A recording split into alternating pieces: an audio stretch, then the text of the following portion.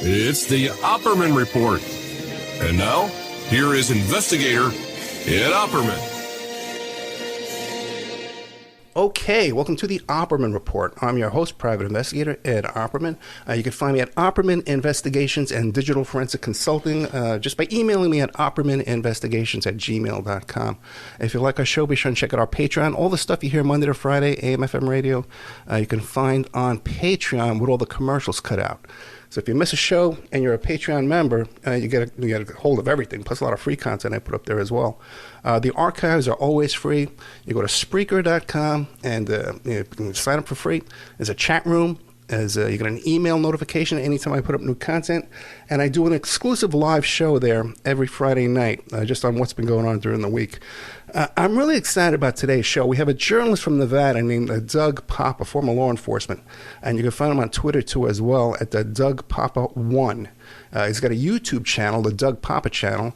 And he's been covering, I think he's been on top of more than anyone else, this whole story about Shane Valentine, this pimp, this guy in Las Vegas with a long criminal history, some unsolved homicides, and these suicides of this judge we've been talking about recently. Mr. Doug Poppa, are you there? Yes, Ed. Good morning. Good afternoon. No, thank you so much, man. Before we get into the whole story about Shane Valentine, all this kind of stuff like that, tell us, who is Doug Poppa? Sure. I'm 68 years old. I grew up in New York City and Brooklyn. I was a New York City Police Department auxiliary police officer for 2 years. I went in the military in 76. I was a U.S. Army military policeman for 3 years, got an honorable discharge. I got out. I was a police officer in Herndon, Virginia for a year. Then I switched over to the Loudoun County Sheriff's Office, also in Virginia. Was there about 12 years.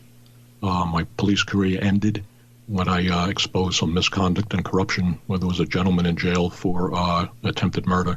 They withheld evidence. Anyway, I brought that out. The FBI got involved. I was subsequently fired for insubordination. I was on national news. CBS News did a spin-off from 60 Minutes. Could never get back on a police department because I broke the blue wall of silence. I testified that the prosecutor, the Commonwealth attorney, his name was William Birch, the sheriff's office and the captains and the sheriff were all covering this up. I lost a 12-year police career. I was a detective. I spent many years working undercover. I was Detective of the Year in 1986. Well, that didn't mean anything when I came out and exposed the corruption and the misconduct. After I lost my job in April of 1992, I did an undercover investigation for the Federal Bureau of Investigation. I was contacted by a former lieutenant from the police department who was involved in a ring of basically kidnappers and deprogrammers. They were getting ready to kidnap one of the heirs to the DuPont chemical fortune, his wife. He asked me to get involved. Because of my surveillance experience, I immediately notified the FBI, who was doing an investigation of the sheriff's office at the time. Yeah, long story short, I did a several-month undercover investigation. They ended up making the arrest. I did 60 hours of body wire and transmitted tapes. They had 100 hours of Title III. So I left Virginia after that. I was in Colorado for a while they were flying me back to testify at the trial. I came out to Las Vegas in 1993, started working at the MGM Grand. I became an investigator, was over there for 5 years out here in Vegas. I left. I was director of security for the Silverton Hotel and Casino for 4 years, left there. And then I had 10 years as a director of security and surveillance for the Riviera Hotel that doesn't exist anymore. After that, I got involved with writing part-time as an investigative journalist for the Baltimore Post-Examiner out of Maryland. And about the time I started, about 2 years later, we had the Las Vegas Massacre. I wrote 165 articles on the Las Vegas Massacre, more than any other investigative journalist in the country. I stopped writing for the Baltimore Post-Examiner in 2019. I started my podcast, the Doug Poppa Podcast, which was formerly called Truth and Consequences with Doug Poppa, in May of 2020. I worked for about a year with the U.S. Department of Homeland Security out here, and I'm retired on Social Security. So I do my investigations based on my civilian and police sources, and I publish my stories on the Doug Poppa Podcast YouTube channel. Fascinating stuff, man. I'd like to have you come back. We'll talk about that police corruption case and maybe some October 1st Las Vegas shooting stuff as well. No problem. Real quick, we didn't discuss this off the air today, but real quick, Well, I had a guest on the show once who kind of misidentified you and mischaracterized you. Would you like to address that? Yes, excuse me, my voice is going. I just recently saw that one of the police officers had saw it out here, one of my contacts, and told me about it. And I listened to it the other day and put your excerpt of the channel, of your podcast with her. Her name was Jody Williams. And she made a comment on there that I was a former CIA analyst, which is totally nonsense. I was never employed by the Central Intelligence Agency. She said that I wrote a story saying that Connie Land and her daughter Sydney were murdered together in their apartment. That also was false. Connie Land committed suicide, and we'll get into that, August 10th of last year. Sydney Land, her daughter, and Sydney's boyfriend, Nehemiah Kaufman, were shot in the head execution style in their apartment, Southwest Las Vegas apartment, in October of 2016. So I put that out on Twitter, and this woman, Williams, had responded with multiple Twitters, replies, saying it wasn't me that appeared on Ed Opperman's show. Some woman was impersonating me, which I knew to be nonsense because I had listened to her a couple of years ago on some of the TV programs she was on, and it appears to be the same voice that was on your show. And obviously you knew who. Yeah, it's the same person. I don't want to waste too much time, devote too much time to that. It's definitely the same person. She's mixed up or confused or something. But the information's incorrect. You never worked for the CIA, basically. No. Okay, yeah. So then we can get on to Shane Valentine. Where do you want to start on this story? Because this has been going on for years. And this guy's been dancing between the raindrops and had some very serious charges. I don't think he's ever done more than 2 years. Excuse me. Shane Valentine is a Las Vegas resident. He's a longtime Las Vegas pimp for years, over 10 years, 10, 15 years. He's a convicted felon. He's a career criminal. He has a long history for robbery, home invasions, assault with a deadly weapon. He's been in state prison twice. He's never been arrested, believe it or not. He's been pimping out the daughters of residents out here for, like I said, 10, 15 years. He's never been arrested by the Las Vegas Metropolitan Police Department for pandering, sex trafficking, pimping, whatever you want to call it, which is actually freaking amazing. And through the stories that I've done over the years, he has pimped out not only daughters of regular citizens, but apparently daughters of cops, the Las Vegas Metro Police Department police officers, daughters, judge, and believe it or not, the daughter of a Bonanno crime family soldier. So that's Shane Valentine in history. Now, Shane Valentine, like I said, I talked about the murders of Sydney Land and Nehemiah Kaufman. Their bodies were discovered in their Southwest Las Vegas apartment on October 27th of 2016. The police believe they were killed in the early morning hours of October 26th, 2016. Shane Valentine was immediately the suspect in that case. The homicide lieutenant at the time for the Las Vegas Metro Police, his name was Dan McGrath. 1 year after the murders, in November of 2017, McGrath made a press conference with Connie Land. They had a press conference, and he told the media that Shane Valentine is no longer a suspect or person of interest in the case. Now, I'll get to something there in a second. Now, the next year, the new homicide lieutenant, Ray Spencer, he had a press conference with Connie Land also, and this was 1 year after McGrath said Shane Valentine is not a suspect in the murders anymore. Lieutenant Spencer said in 2018, Shane Valentine, this is his actual quote, is a suspect and person of interest in the murders. And in 2019, Sheriff Joe Lombardo, who used to be the sheriff out here, is now the governor of Nevada, he was interviewed by an investigator for the Nevada Commission on Judicial Discipline that was investigating former Judge Melanie Andres DeBiasen. She committed suicide in January of this year. And Sheriff Lombardo told the investigator, 2019, Shane Valentine is still a suspect in the murders. Then in 2020, there was unofficial talk that he's no longer a suspect. So he was, he wasn't, he was, and he wasn't. It's the whole homicide investigation. They did multiple stories on this and podcasts. It's a freaking disgrace, Ed. Yeah, and he previously was convicted of shooting into the home of the mother of the murder victim, correct? Yes, on October 8th of 2016, that's the exact date, he got into a beef with who ended up being one of the victims in the double homicide, Nehemiah Kaufman. Now, Nehemiah Kaufman was an up-and-coming pimp, and that's been confirmed by the police department. He was also doing home invasions, burglaries, for people who don't know the term home invasion, with Shane Valentine. And allegedly, in one of the home invasions they did, a gun was stolen. So this ended up in a beef between Valentine and Nehemiah Kaufman. Now, in the morning of October 8th, at about 5 o'clock in the morning, Shane Valentine tried to kill at the upper level of the garage of the Red Rock Casino out here in Las Vegas. He tried to kill Nehemiah Kaufman, Sidney Land, they were together, and Sidney's best friend, Frankie Zappia. And it's a female. They call her Frankie Zappia. Frankie Zappia is a convicted, this is going to get complex. Frankie Zappia is a convicted prostitute. Her stepfather is a now retired Las Vegas Metropolitan Police Department police officer. So he threatened to kill him. He had a gun. He didn't. They fled. And then about 10 o'clock that morning, 10:15, he went over the house of Nehemiah Kaufman's mother out here in Las Vegas. And he fired, the police say, one shot. I spoke to the mother. She says several shots into the house.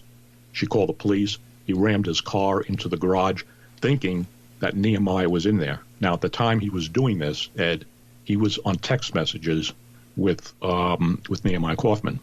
And how do I know this? Because during my investigation, I obtained the grand jury file and the transcript, and this is where the text messages I have, everything came out of it. So long story short, he was on texting Nehemiah. Now, Nehemiah was making believe he was in the house, thinking and he wasn't, thinking that Shane wouldn't come in if he thought Nehemiah was in there. Anyway, text messages going back and forth. Shane threatened to kill Nehemiah, his mom, and Sidney Land. And he fled. He fired into the house. He fled. Now, what's interesting about this is when the police came out, the Las Vegas Metropolitan Police Department patrol officers, of course, they call the crime scene analyst, and then the patrol detective came out who handles the first case before it goes to the detective division. And they removed as evidence from that shooting into the occupied dwelling, which is a felony, pieces of his car. He rammed the garage door, and some of his pieces in the front of the car, the plastic emblem and stuff, fell off. He also threw a big rock or a boulder through the window. Well, they recovered all that. But what they didn't do, Ed, is, and this is unbelievable, is they did not recover the bullet that was in the ceiling of Nehemiah Kaufman's mother's bedroom that he fired into the window. They left without taking that bullet out. Now, that was October 8th. Let's fast forward to October 27th, when Nehemiah Kaufman and Sidney Land's bodies were discovered in their apartment. About 2 days later, one of the homicide detectives, Mitchell Dosh, he went into the evidence room because everybody was saying Shane Valentine did this because he threatened to kill him, 2.5 weeks before. And look, unbeknownst to him, he goes in the evidence room, and what's in there? The boulder, the pieces of the car, but no bullet. So he's thinking, what the hell's going on? So he gets a hold of his name was Mitchell Dosh, homicide detective. He gets hold of another CSA analyst, that's a crime scene analyst, and they go back to Nehemiah Kaufman's mother's house, and they retrieve the bullet out of the attic. That should have been retrieved by the police, 2.5 weeks ago. Now, keep that in your mind. So that Shane Valentine ended up being indicted for that charge, and that's what he went to prison for. He was never charged with the murders. Now, right after the murders, and this came out in the grand jury testimony that I have, after the murders, he fled to California. He turned off his phone and got a new phone. And that's where they picked him up in California. They end up getting a warrant for him, not for the murders, but for shooting into the occupied dwelling. And he was picked up in L.A., and then they got him back here to Las Vegas. And then subsequently, he was convicted of the shooting into the occupied dwelling. The police to this day, and of course they don't have to tell you anything, but through my investigation, I can't find any way to figure out how they cleared this guy. So you got to remember, he threatened to kill them 2.5 weeks before. They're dead, shot in the head. He flees to California immediately, turns off his cell phone, gets a new cell phone, and puts that out in Twitter messages with the new number. And I have all that information that came from the grand jury stuff that I got. So he was the suspect, like I said, after the murders. And a year later, they said he wasn't. The following year, 2018, yes, he is. 2019, he is. 2020, he's not. Now, you can say, what's going on? Very good question. First of all, every police officer I spoke to in Metro out here, my police officers, said there's no freaking way, Doug, that a CSA is going to leave a crime scene with leaving the most important piece of evidence that could link a suspect shooting into that house with the gun, if the person's caught with a gun. They would never leave the house. They've taken parts of houses out to get a bullet out. So hold that in your thought for a second, your listeners.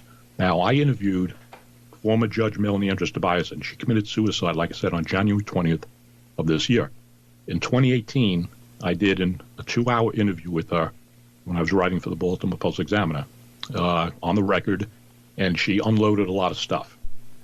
In that interview, she alleged that some detectives in the Las Vegas Metropolitan Police Department, the Vice Unit, were corrupt, and they were protecting Shane Valentine.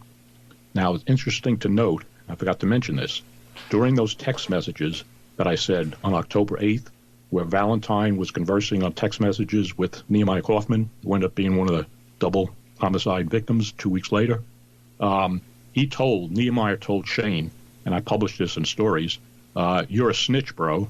I know you're snitching. Everybody knows you're snitching. So Kaufman accused Valentine of being a snitch.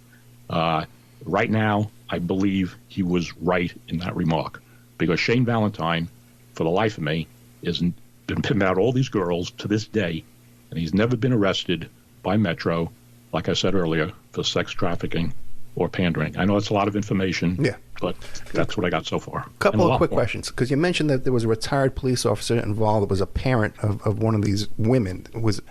But now, my understanding is this retired police officer retired the day after the murder. No. Different one? Judge Tobias. Yes, you're talking about, his name is Daniel Giersdorf. Yeah. He's the stepfather of Frankie Zappia. Now, after the murders, Frankie Zappia, Shane Valentine, and Frankie Zappia's pimp, a guy by the name of Dominique Thompson, who goes by the street name of Damo. According to the judge, those were the 3 people that were involved in the murders of Sidney Land and Nehemiah Kaufman. Now, 6 months later, after the murders, and the murders were discovered October 27th. Now, around April of 2018, the homicide detectives, Mitchell Dorsch, and another guy who was working on the case with them, Jared Grimmett, I'll get to him in a second. Now, this is 7 months after the murders. They got search warrants on the homes and cars of Dominique Thompson, the pimp, and Frankie Zappia, who was living in a high-end condo out here called Turnberry Towers. Wow. She was a prostitute. For what they were looking for, why they did this 7 months later, I don't know. They're looking for a gun to link them with the murders. They found a gun, but apparently it wasn't linked to the murders, and they ended up turning that over to the feds because Dominique Thompson was a convicted felon. He ended up going to state prison for felon in possession of a firearm. So those are the 3 suspects that Judge Tobias told me on the record that homicide detective Jared Grimmett told her after the murders, because she was receiving information from those detectives, from Jared Grimmett specifically, about the murders, is that he told her, this is what she said, that those 3 people were involved in the murder. She even told me on the record, and people go back, I think it's episode 59 or 29 on my podcast. It's titled The Judge Tobias Interview, Unedited, Unfiltered. It's from the time the phone rang to the time I hung up with her, and you could hear our entire interview there. Now, that's what Judge Tobias said. Now, she ended up getting herself into trouble with the Nevada Commission on Judicial Discipline, and because she was meddling into an active murder investigation. That was one of the charges that they had against her. And then Connie Land, who committed suicide in August of last year, she had reached out to Connie. Let me say this so people know what I'm talking about here. Judge Tobias had reached out to Connie Land in 2019, and that's how they became friends. Connie broke it off with her. I think it was about October of 2017. She reached out to October of 2017. Connie broke off the relationship with Judge Tobias, and it was May of 2017. The murders happened. 2018 May. Judge Tobias reached out to Connie Land. I want to get the date straight. And for a couple of months, she was talking and working with Connie, saying she wanted to help her find out about the murders. Connie finally realized she had her own agenda. Judge Tobias broke off, told the homicide detective, Mitchell Dorsch, about what the judge told her, and including during this month period in 2018, when she reached out, she asked Connie Land for all the text message communications between Connie and homicide detective Mitchell Dorsch. And according to Connie Land, Judge Tobias told her she was going to turn those over to a friend in the FBI who she was giving information to. That agent, we later found out, his name was Kevin White, and he was out of the Las Vegas, this gets complicated, that was out of the Las Vegas field division out here, the division, Las Vegas division of the FBI. Connie later finds out that the FBI never requested the information from Tobias, and indeed, she never turned that investigation, or those text messages, which there were hundreds, over to the FBI.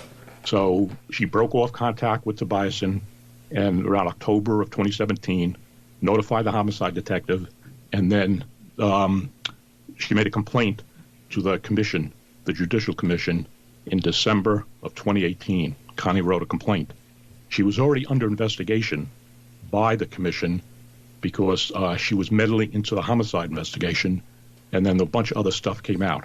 She had contact supposedly with a convicted drug trafficker, and she allowed her daughter to be associated with pimps by hanging out to this club called Top Notch. Like I said, this is a very complex. Let me ask a couple of questions. First of all, the reason why Tobias got involved in all this is because her daughter was, like you said, was working over at Top Notch, and her daughter knew Shane Valentine. But what also disturbs me, though, is that she had a case in front of her where Shane Valentine was in the courtroom trying to intimidate a witness, and then she actually had another domestic violence case, I believe, where Shane Valentine was the defendant, and during that trial, he was texting her daughter? Yeah, what happened was, according to the judge, Shane Valentine, her daughter Sarah Tobiasen, okay, the judge's husband is a retired Las Vegas Metro Police sergeant. Her daughter Sarah, according to the judge, was introduced to Shane Valentine, I think in 2015, by the daughter of another. First name was Allie, of another current Las Vegas Metropolitan Police Department officer, and that's what she said. But then later on, Judge Tobiasen allowed her daughter to work in Top Notch. And a sophomore in high school. Yes, Bishop Gorman High School. It's the only Catholic high school in Las Vegas, very prestigious. So Allie was going there, Sarah Tobiasen was going there. Then what happened is, while she's a student, Sarah Tobiasen at Bishop Gorman, she tells her mother she wants to go to work in this unlicensed after-hours club. It was a clothing store during the day. Allegedly was, according to the judge, was a center for prostitution at night, an unlicensed after-hours club where there was even kids hanging out there from high school, females, and she says cops from Las Vegas Metro were frequenting it also. So she allowed her daughter to go work there, and then at some point her daughter left there, but was still frequenting it. But during that period of time when Sarah Tobiasen was connected with Top Notch, she was looking for a counterfeit identification. So according to what Tobiasen says, you can hear this out of her own mouth in that interview, is somebody from Top Notch, whether it was whoever, sent her to Shane Valentine's home. So now Sarah Tobiasen one night is at Shane Valentine's house. According to the judge, he tells her, because he knows that she's the daughter of Judge Tobiasen, that she's gonna work for him as a prostitute. He's gonna put her out on the street, and basically threatened her family. And she said she didn't want anything to do with it, and she ends up getting out of the house. She tells her mother. Her mother relayed that to me in the interview, that you can hear it right out of her own mouth. So the owner of Top Notch, people have said it was Shane Valentine. That's incorrect. The owner of Top Notch was a pimp called Marlon Brown. Now, interesting enough, she tells me on the interview that she knew who these guys were. One name was Reggie, and they were both pimps. They were running this illegal club top notch. Believe it or not, they had a case in front of her, because she says Marlon Brown had a case in front of me, and I researched it, and they did. So she knew that these guys were pimps, and she allowed her daughter to work there and still frequented. So that's one of the charges that came up with the commission later on when they filed all the charges against her. Because in Nevada, it is a crime for a parent to put their child in a dangerous situation that could, possibly end up in harm, even if no harm comes. So basically, she broke the law. She knew that as a judge. And hold that thought for a second, Ed, because I want to say this. I interviewed Judge Tobiasen, I think it was May 7th, the date of 2018. That's when I did the interview, because she had reached out to a couple of detectives, retired detectives from Metro, and she said she wanted to get her story out. And that's how they hooked me up with her. And the month before I did the interview with her, Channel 8 out here, KLAS-TV, 8 News Now, aired segments of an interview that they did with Judge Tobiasen, where she's talking about these illegal clubs, that she's afraid of the detectives, and she was in fear of her life. So they aired that. But what happened, I found out later on, and this is unbelievable, Ed, after it was aired, she basically threatened Channel 8 with legal action, saying that if they aired any more of her interview, she was going to take, further action, because the interview she gave them, believe it or not, according to her, was never supposed to be aired. I believe you sit down with a camera. She told me in the interview, she says, I sat down with 4 or 5 hours with Channel 8. So there was also contradictions there, because she said she didn't want it to be aired, but she told me she wanted it to be aired. So that was part of the stuff that came out, the allegations with the commission. But you got to understand something, okay? She's making herself out to be, as my investigation was going forward, like to be this whistleblower. Right. And everybody thought she was. She was not a whistleblower, because she threatened Channel 8, and they didn't do any more. Then when I published my first story for the Baltimore Post-Examiner in January of 2019 is when they published it, which was basically a transcript of her interview, and it was titled, "A Judge Says FBI Refused Information on Police Corruption." She went ballistic on me and broke off contact, said none of this was ever supposed to come out. Well, it was an on-the-record interview you can hear for yourself. Now, during this time also, now if you want to be a whistleblower, she had the opportunity when she was on Channel 8 for everything to come out.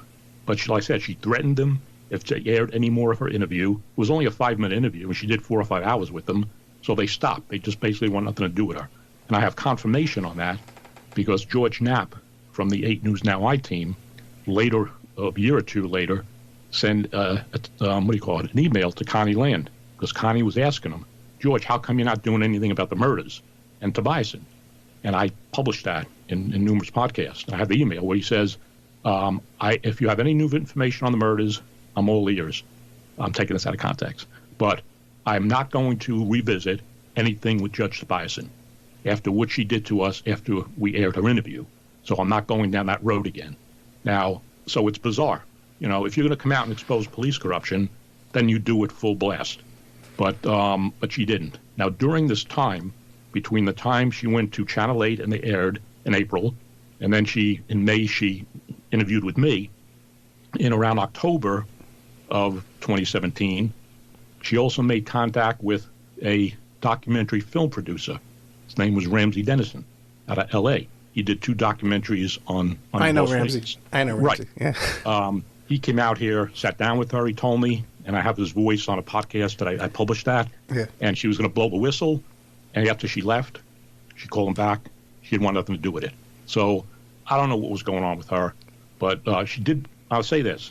When I did the interview with her, Ed, a lot of the stuff that she said to me in that interview, I confirmed. She said she was given information to vice detectives. They didn't follow up. And there was a murder at Top Notch, the club. That turned out to be true. A month before the Land Kaufman murders, in September, I think it was of 2016, during the unlicensed operation of this club, there was a fight or something outside, and somebody gets killed. It had nothing to do with the Land Kaufman murders. The police arrested the suspect. But what happened is they didn't follow up on her information had they followed up about these unlicensed clubs, possibly the murder wouldn't have happened because they would have shut the club down. And that came out also during this investigation with the commission and all this type of stuff. And Sheriff Lombardo actually told the commission's investigator that, yeah, I was ticked off when I found out and told them that a sitting judge gave you information about this club and you did nothing with it. And then we have a murder. That's what he said. I did a podcast on that also. So that was true, what she told me. They didn't follow up. She also told me... Quick question about that, though, real quick. Now, from reading her interviews, it sounds like she was like passing these people in the hall and she would talk to them or making phone calls. Did she ever like really write all this down and send them a report? Hey, this is what's going on. But notarized at the bottom. Here's my affidavit. Anything like that? No, she never filed, as far as I know, any official report with the police. She's a judge. Wouldn't she know how to do that? Yes, absolutely. That's bizarre. I don't know the answer to that, but she never filed a formal complaint. Now, I think she mentioned to me at one point in an email or something that the reason why she didn't do that was to protect her daughter. But really, now I'm going to throw this in. Shane Valentine, she knew was before her in some cases, like you said. Right. He's a violent guy, okay? And but she told me in that interview that she had threatened Shane Valentine, through his attorney at the time was Bill Terry. He passed away, I think, a year or two ago. That was Shane Valentine's attorney. Believe it or not, who she ends up hiring as her attorney when she was going through the commission. I know this is a crazy freaking story, but it's all true. So at one point, she tells me on that interview, and you can hear her own voice. Everything I'm telling you is coming out of her mouth. Yeah. Is she says, I called up Shane Valentine's attorney and told him if he doesn't stay away from my daughter, tell him I'll handle it myself. So that was another thing for the commission, a sitting judge making a threat against somebody else. She claimed she kicked in a door too, right? Yes, she told me that one night. She went over his house and kicked in the door of his house. Now, you got to look at it this way. If you know this guy's a violent felon and you know his history, which he does, and he's threatening your daughter, why are you going to provoke him by threatening him indirectly through the attorney? And why in hell would you go over the house? Now, sources have told me, and I couldn't confirm this, that the reason why she went over the house because she thought her daughter was in the house. But I could never confirm that. But she did go over, according to what she said, she went over and kicked in the door or kicked the door, whatever, which was also bizarre. So okay, but if he's sitting in front of her in this domestic violence case and he's contacting her daughter, now isn't that grounds for arrest right there? Yeah, if she would, but she didn't make. She was telling me that every time they came in for search warrants, or she saw these detectives, she was telling them about these unlicensed clubs and all this stuff. And I wasn't getting any help from them. She was like at a wit's end. But she never made a formal complaint. And another thing, and I said this in a podcast, she knows the law. Yeah. She could have got a restraining order against him for staying away from her daughter. She didn't take any legal methods, but yet she's talking about all this stuff. And you're right, it is bizarre. One of the things she also said to me, and we don't know the answer to this because she's now dead, she never explained it, is she said that the reason why the Land Kaufman murders happened, you got to listen to this, is because 8 hours before the murders, she told me on tape, the murders happened at 12:30 a.m. on October 26th, early morning hours. She says that about 8 hours before, on October 25th, about 4:30, she gets a phone call from a vice detective named William Van Cleef. Van Cleef, that's his name. And he tells her that I was asked to sit in a meeting with this other vice detective, Justine Gaddis. And they had brought in the police officer who was the father of Sarah's best friend, Allie, who the judge said was a prostitute for Shane Valentine, and then before the murders had switched over to Nehemiah Kaufman. Van Cleef tells her, and she was giving information to the vice cops, and Van Cleef tells her basically Gaddis dimed her out in front of this police officer and his daughter as a source of information and says, we got this information from Judge Tobiasen. And you'll hear what she says on the tape. She goes ballistic. So she says 8 hours later, the murders happened because the wrong two people were killed. It was me and my daughter who were meant to be killed, not Nehemiah and City Land. She never explained why she thought that. And that was a bone of contention with Connie Land up until the day she died. That because I said she broke off contact with me, Judge Tobias, in January of 2019. We published a story, She said, was it supposed to come out? You said a lot of things, and that wasn't supposed to come out. Hey, you were on the record. You're talking about police corruption, talking about unsolved murders, and you wanted to get it out, and so I got it out. So throw that in there. Okay, Doug Poppa. And people can find Doug Poppa on YouTube and also on Twitter at DougPoppa1. Now, we both know snitches and informants get a sweet ride, okay? Yeah. But the thing is, here's this guy, he's doing murders. What could he be snitching out above that? Well, we don't know if he did. It's alleged he did the murders. Okay, but he's doing home invasion. He's convicted for those. He's doing home invasions. Yeah. He's doing robberies. He's doing assault with deadly weapons. He's doing all this stuff, stealing stuff out of people's houses during the home invasion. Right. And he was in prison. He went to prison. He's got a prison record. You're absolutely right. What could he give to the police to get away with this stuff? Well, let's look at it this way. Let's open our minds here a minute, okay? If he's a pimp, and he's never. This is not BS, Ed. Yeah. Okay, he's never been arrested by the Las Vegas Metropolitan Police Department for pimping. Like I said, even though he's been pimping out girls for over 10 years, he's never been arrested for a vice crime. Why is that? Okay, but Doug, that's common because these madams and these pimps, they're snitches. And they're allowed to skate. They turn over a lot of information. I get that. The pimping part, I get that. They let that go. But what are you going to say next? Well, what I'm going to say was, but he's pimping out the daughters of cops and judges. And you don't think that the police department would say, we're going to do everything we can to get this piece of crap off the street? I mean, like I said, he's never been arrested. Now, interestingly enough, he went to prison and he got out. Okay. And then he got out, I think, in 2020. He was out for a couple of days. He got arrested again for DUI. So he went back for the remaining 3 or 4 months in prison. Then he came back out. So now he's out. He's not on probation. He's not on parole or anything. But last year, he gets arrested again for aggravated stalking. Allegedly, from what I'm reading in the reports, he was living with 2 girls who turned out to be prostitutes. I checked that. And they arrested him for aggravated stalking on these 2 girls. And then they give him a plea deal in December of last year to a stalking charge, like a lower charge, I think it was. And he's currently on electronic monitoring for a status hearing, I think, coming up in March or April. So again, he got another plea deal. This guy's been getting plea deals even when he went to prison on those charges. They dropped a lot of burglary charges. Yeah. He keeps getting plea deal after plea deal, and he is a bad guy. Now, I want to mention this real briefly because they can go back on my podcast and look at it. Around July of 2021, and it's in my podcast, and it's titled Convicted Felon Shane Valentine Gets PPP Loan for a Business That Doesn't Exist. In 2021, I did this podcast and this investigation. After he got out of prison, he applied for one of those PPP COVID loans from the SBA, Small Business Administration, and he received it for $20,000, saying he was running a clothing store. You can see the whole podcast. I did my investigation. He has no clothing store. It was BS. Then I find out he was telling people on the street that somebody in his family was involved with him and getting all these fraudulent loans. And indeed, he was. I got a bunch of them with people associated with him that when I stopped my investigation in 2021, it was well over $100,000 to $150,000. I send my information to the FBI and the Inspector General for the SBA.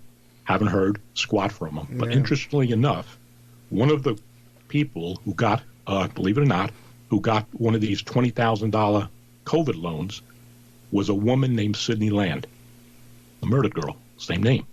The Sydney Land that got it was black. Sydney, of course, was white.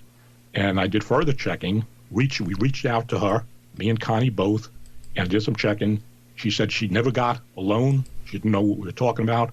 I went to the address on the loan. It was a boyfriend's apartment. He didn't know, and I don't believe they were lying to me. So somebody named Sydney Land got a $20,000 loan that was paid out from this Texas finance company, and it was paid out. So if this second Sydney Land girl in Vegas, I know it's a coincidence, but she is a girl, same age as Sydney, except she's a black girl. She got a loan. Somebody named Sydney Land got that loan. Okay, so that's all on the podcast. I know this is a very convoluted, but I've been working on this for over 4 years with the murders. And then I met Connie in January of 2019 and then started working with her, did multiple podcasts. She was doing podcasts, Connie, before I mentioned her. We did a couple together on mine. We were on Nancy Grace. We were on a bunch of podcasts talking about the murders because, it's like I said, Connie's dead. Judge Tobiason's dead. The murders are unsolved. 6.5 years, unsolved double homicide, both shot in the head, execution style, and the investigation was a freaking mess. I know we don't have a lot of time, but I want to hit on a couple of things if I can. Go ahead. After I know we talked about the bullet that they left in the house, which is cops saying that's just unbelievable. They didn't take it out when he shot into the house 2.5 weeks into the mother's home. Now, after the crime scene was cleared, I guess they were over there for 2 days. Sydney was only in that apartment with Nehemiah for about a month and a half. Her father, who's a Clark County firefighter, his name is Steve Land, it's Connie's husband. He goes over to try to retrieve some of her stuff because they wouldn't let anybody in because Sydney's name was on the lease, not Nehemiah's. So they would loan their parents in. He didn't want Connie to go with her because he knew it was going to be gruesome. I did a story for the Baltimore Post-Examiner, Ed, and it was titled, Murdered Victim's Father Finds Evidence Left Behind at Daughter's Murder Scene by the Police.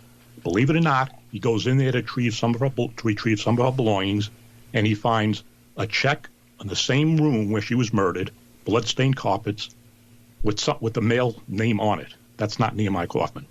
He finds love letters between Nehemiah and his former girlfriend and some other stuff that was left behind by the crime scene analyst. This is freaking unbelievable.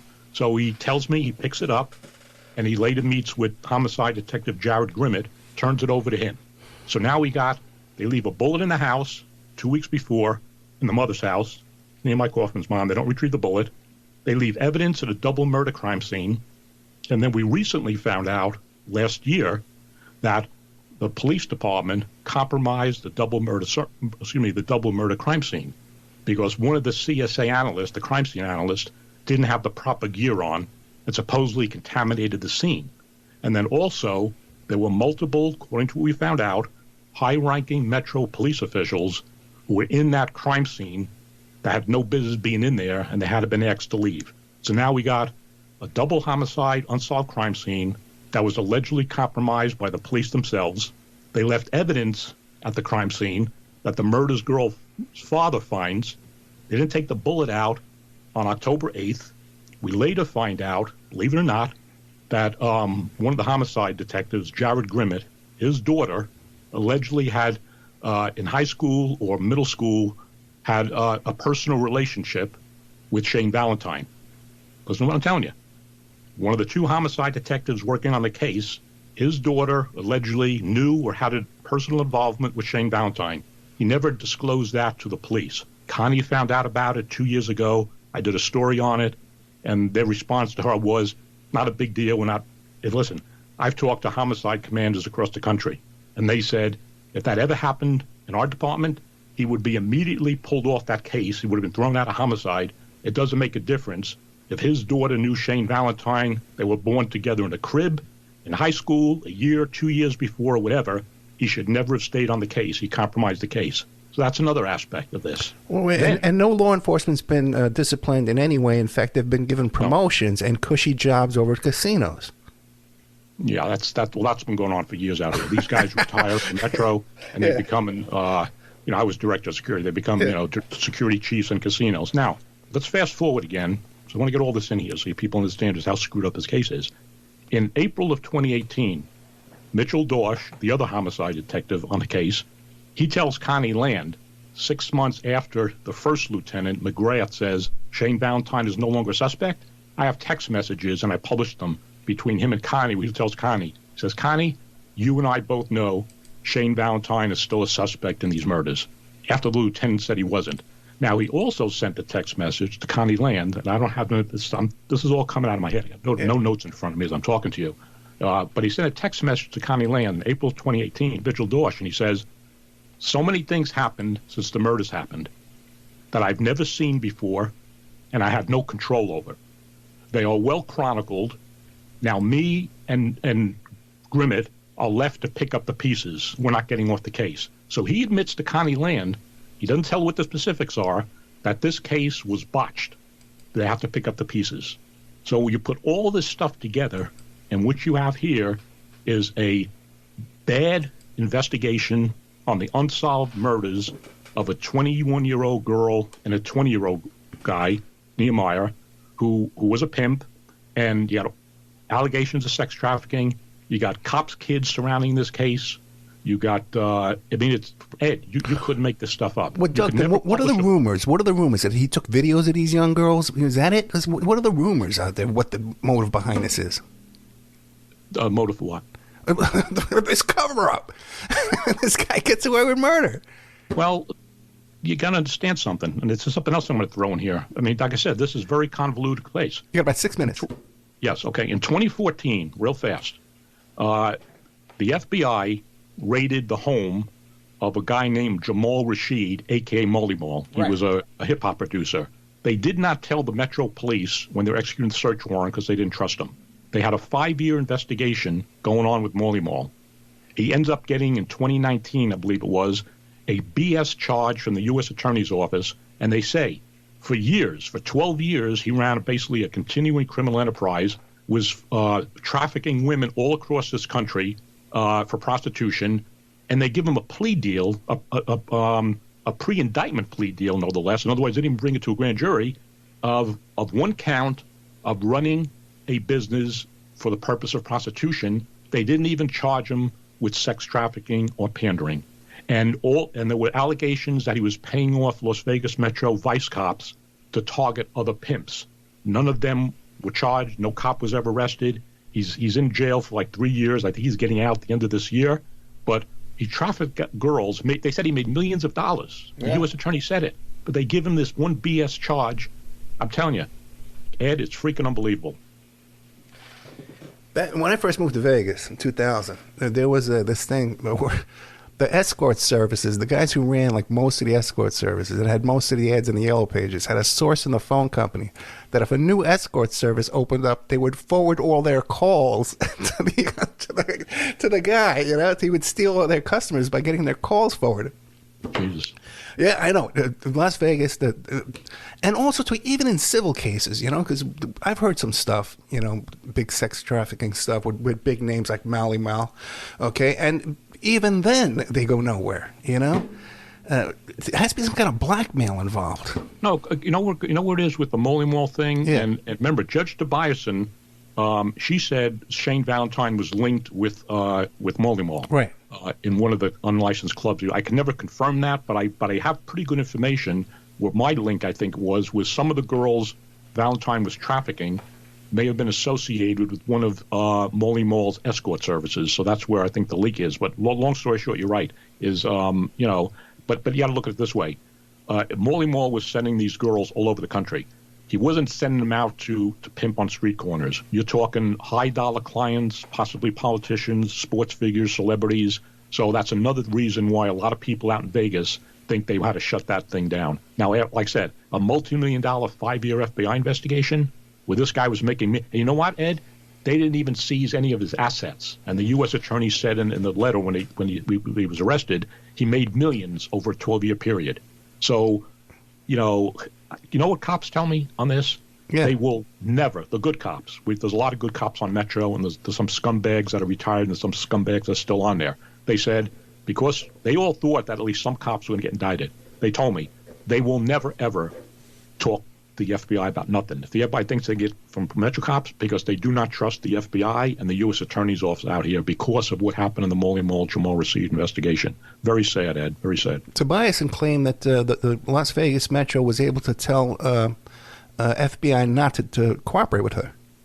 That's absolutely right. Long story short, and we got a little bit of time left, she said in that interview with me that she was giving information to FBI Special Agent Kevin White from the Las Vegas division, and that at some point, she says, the number 3 guy in the police department, he's now retired, he was Assistant Sheriff Todd Fasulo, had called up Kevin White's boss, who was Patrick Brodsky at the time, the number 2 guy, the ASAC of the FBI division, and told him to have the agent stop talking to the judge. Now, what's interesting about this, and also published this, in 2017, around December, Todd Fasulo retires from the Las Vegas Metropolitan Police Department. He gets a job at Wynn Resorts in Las Vegas as vice president. That's what he's now, vice president of security. Patrick Brodsky, the FBI agent who allegedly told the agent to knock it off on behalf of Fasulo, he retired in early 2018, and guess where he went to work? Yeah, same casino. Yeah, Wynn. 6 figures working for Fasulo over the Wynn. He died last year, I think, on the operating table, Patrick Brodsky, 55 years old. But, you look at all this stuff, and you got to say, is all this just a coincidence?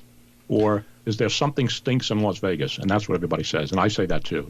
I said the other day on one of the podcasts, I said, I finally come to the realization, folks, that for years what people were saying, that the Las Vegas Metropolitan Police Department, for years, for decades, is one of the most corrupt police departments in the country, leadership-wise. Got to remember, folks, the current sheriff, Kevin McMahill, who just got elected last year, took over in January, is a documented pervert and liar per a 1995 Internal Affairs Bureau investigation when they sustained charges against him that he asked a woman in his custody to show her vagina, and she did. And his partner asked her to eat the crack cocaine, which they did. And the charges were sustained. He never lost his job. And now he's the elected sheriff, a pervert. Incredible. Now, this top-notch marijuana dispensary that's in Vegas right now, any connection to the top-notch boutique? No, the top-notch clothing store after the murder closed down. Marlon Brown, who was the pimp that owned it, he ended up shooting his girlfriend. So he's in prison right now for 45 years for shooting his girlfriend. So that place is closed. It's no relation to any other, by the same name. It's not the same. Interesting. He goes to prison for shooting his girlfriend, but these other people get shot. Nobody goes to prison. Right. There's something going on. Doug Poppa, check him out on YouTube. And what is that publication in Baltimore? Yes. If you go to the internet and you look at Doug Poppa Archives, Baltimore Post-Examiner, you'll get all the stories. I think I had 350 stories I did on the massacre, on the murders, on Tobiason. They're all free. You can go on there and look at it. And Doug Poppa, #1, the numeral 1, on Twitter. Doug, we got to have you come back and tell us about that corruption case that really kind of sabotaged your career. And also October 1st. We have so many conspiracy theories about Absolutely. that. I'd love to get you back on it. Doug Poppa, thank you so much, my friend. Thanks, Ed. You have a good day. Good night.